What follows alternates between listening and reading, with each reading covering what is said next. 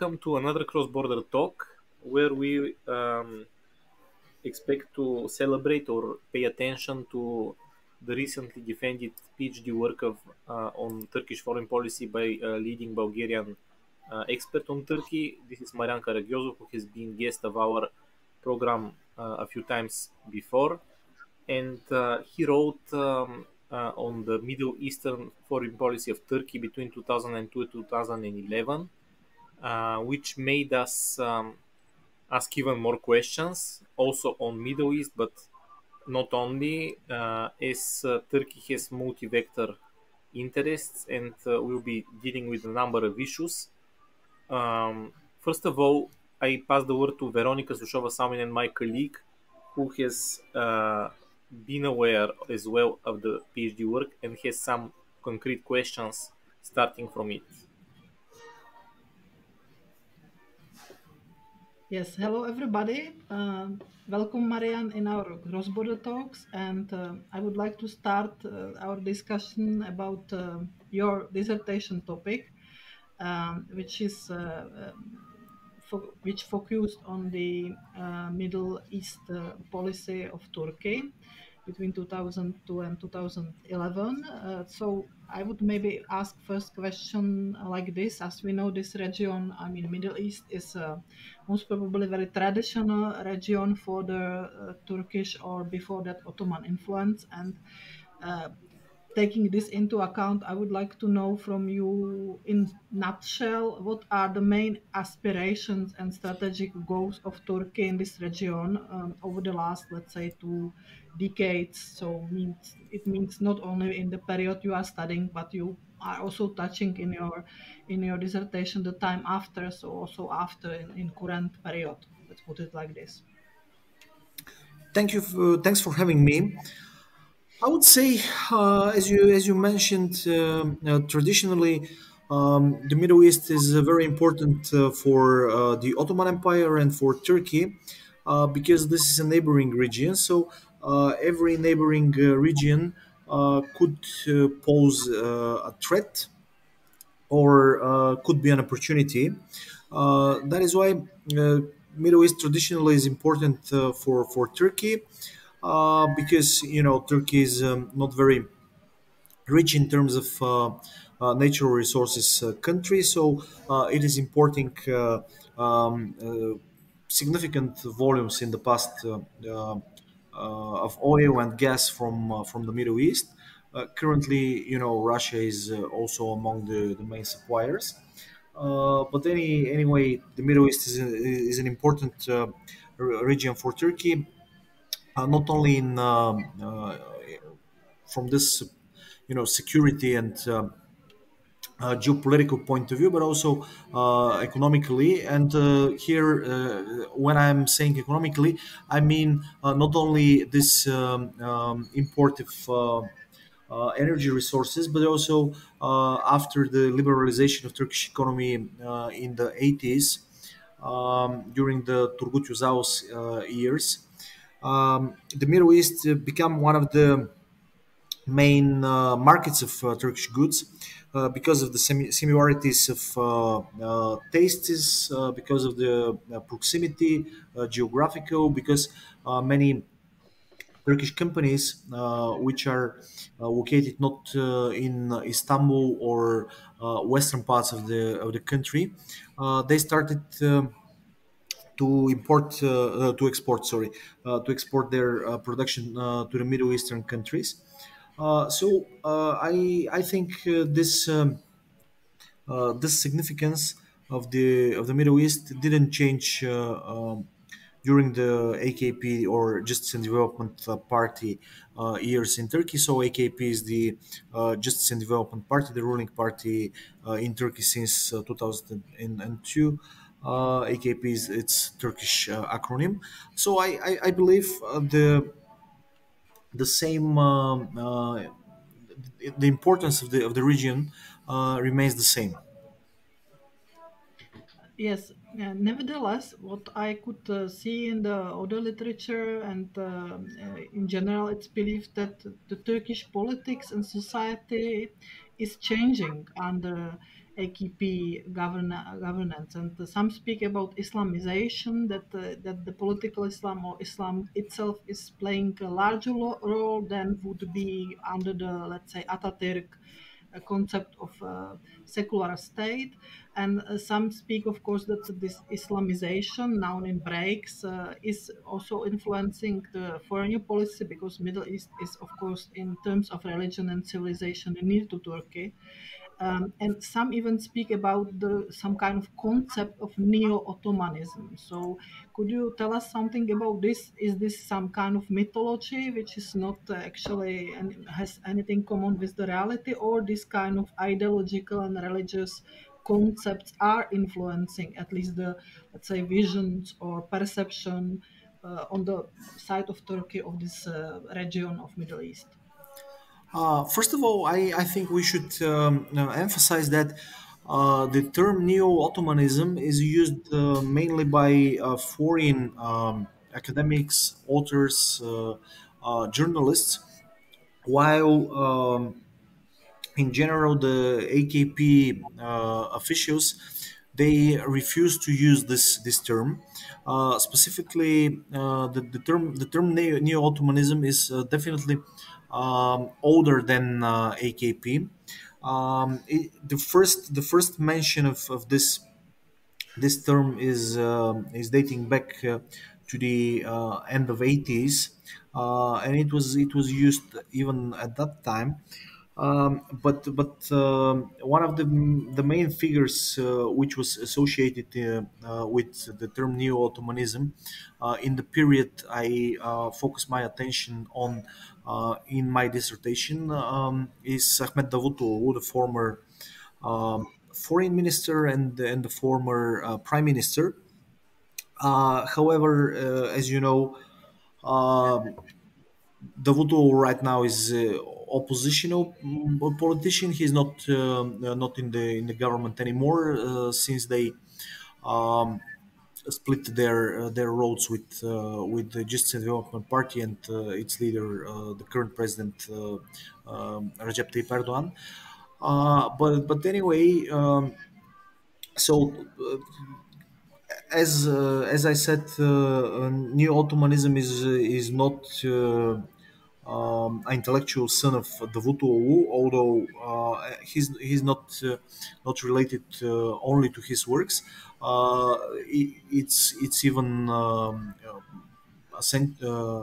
decade before him, and currently many authors continue using this term, which means the phenomena is this phenomenon is there.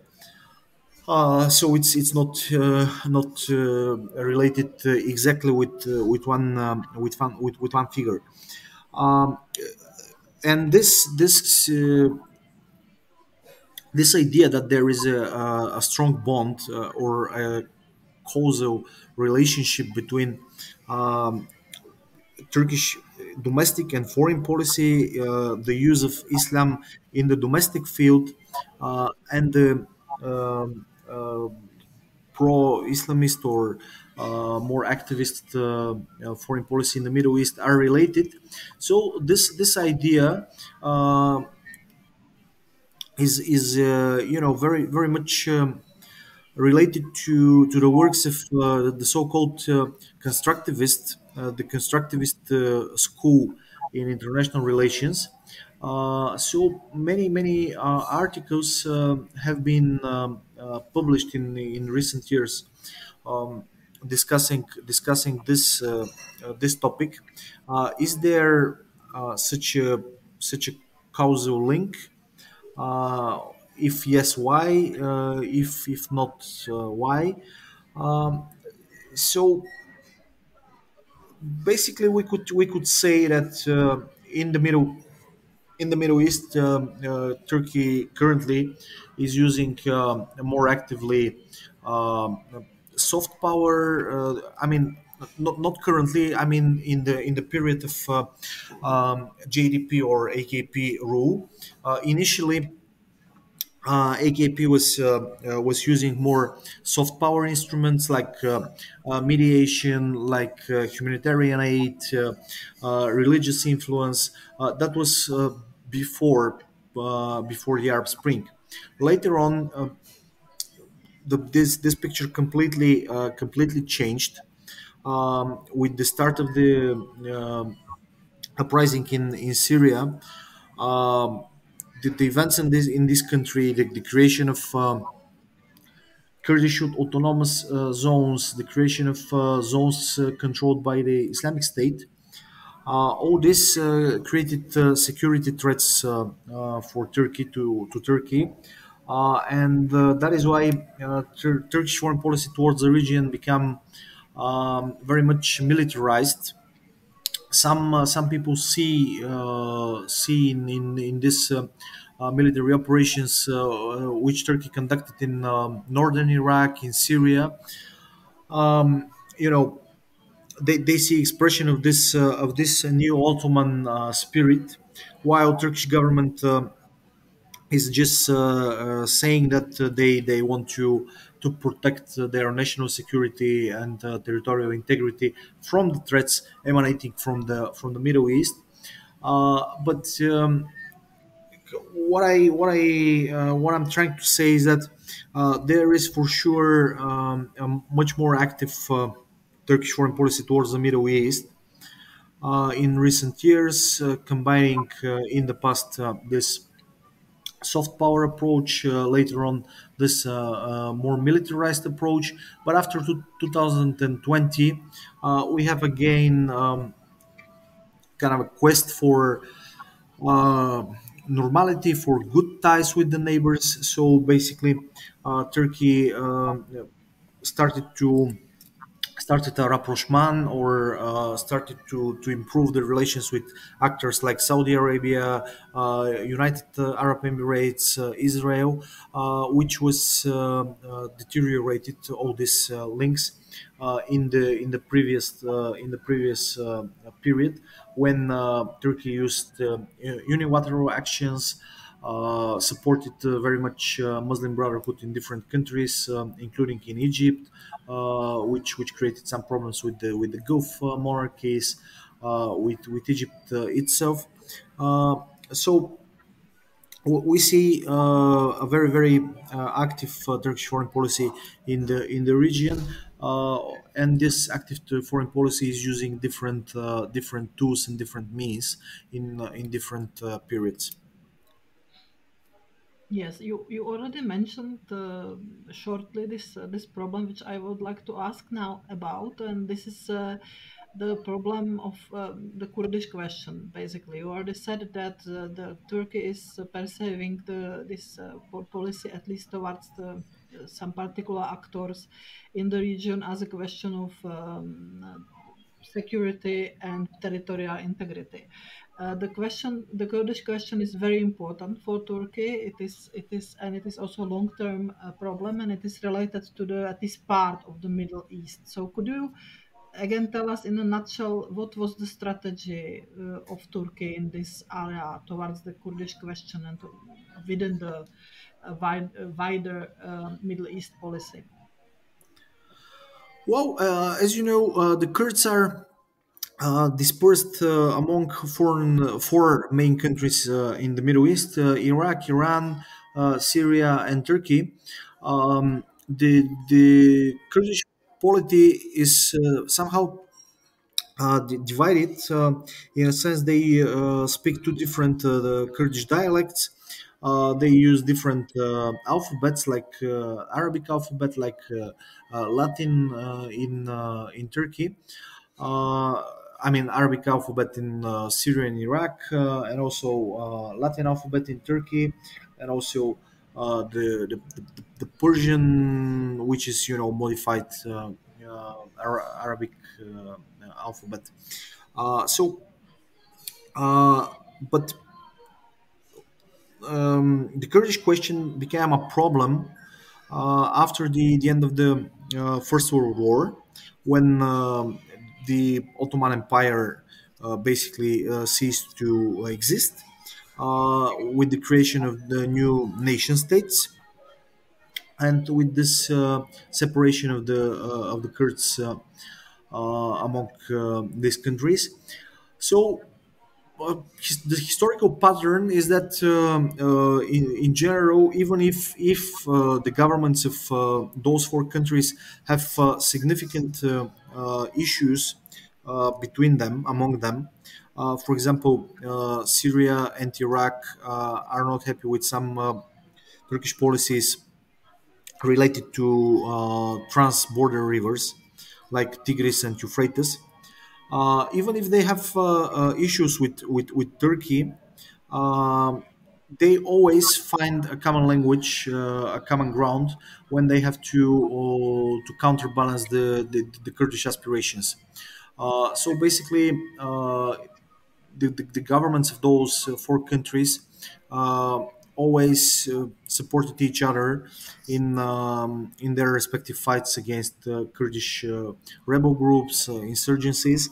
Uh, well, there are some exceptions of this pattern. For example, for quite some time, Syria supported PKK during the 80s, the Kurdish Workers' Party.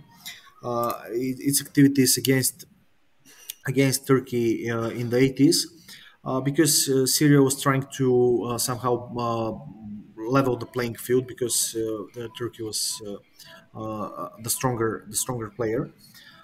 Um, well, so historically, yes, the Kurds are one of the main factors, or among the main factors in Turkish calculations in regards to the Middle East. Yes, and my last question, I noticed in your autoreferat you are also talking about it there shortly. I would like to ask you if it's possible to say that there would be some kind of changes or impacts on Turkish foreign policy, which would be related to the impacts of global economic crisis. Because I, for example, read quite a lot of studies already which are talking about this event or this crisis event as something which started not the decline of the West, not that, but more kind of like fragmentation of the Western power and creation of this multipolar world and so on, and rise of the middle powers, among which Turkey is very often mentioned. So I would like to know if you think that there were some impacts and what kind of impacts there were, if they were. Well, we know that Turkey is among the top 20 global economies.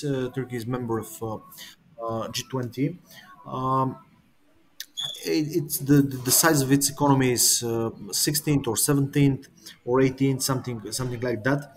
Um, in general, in the literature, it's very often cited that during the early years of AKP government, the Turkish economic growth was very fast, very spectacular, and it helped. Turkey having a more active foreign policy towards the Middle East, the Balkans, and other regions. In fact, that decade was quite good, the decade for the global economy. So that it was a general rise in that decade. So many countries have this growth rate. Um, Yes, currently we have a situation in which Turkish lira is depreciating. It's losing value. It's true, but on the other hand, we see that Turkish export in absolute terms is quite high. The trade over of Turkey is approximately 250 billion US dollar every year. I mean, import and export.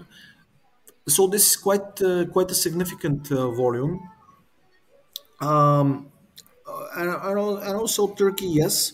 although the lira is plummeting, is not losing its position as one of the G20 players.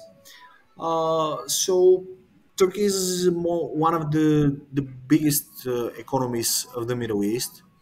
There are some other countries like Saudi Arabia, Iran, also with significant economies. But as far as I'm aware, maybe Vladimir will tell us more. He's an expert on Iran, as you know. But as far as I know, Iranian economy now is facing much more serious challenges and problems in comparison to Turkish one. And also, if you compare Turkey with Saudi Arabia, to say, or some other Arab economies, it's much more diversified economy in a sense that it's producing food, textile, chemical products, automobile parts, heavy industries, iron, steel. They're exporting cement. So, uh, I mean, it's obvious. Also, furniture. If you build a hotel, for example, you can fill it with everything produced in Turkey, from the steel and cement during the rough construction. Later on, electric cables, furniture, carpets, sofas, and then you can serve Turkish food and Turkish drinks to your guests, if I can use this metaphor. So um, um, Turkish economy is the diversified economy. It's giving opportunities for Middle Eastern countries which are having wealth funds like UAE or Qatar. It's giving opportunities for them to invest in Turkish economy.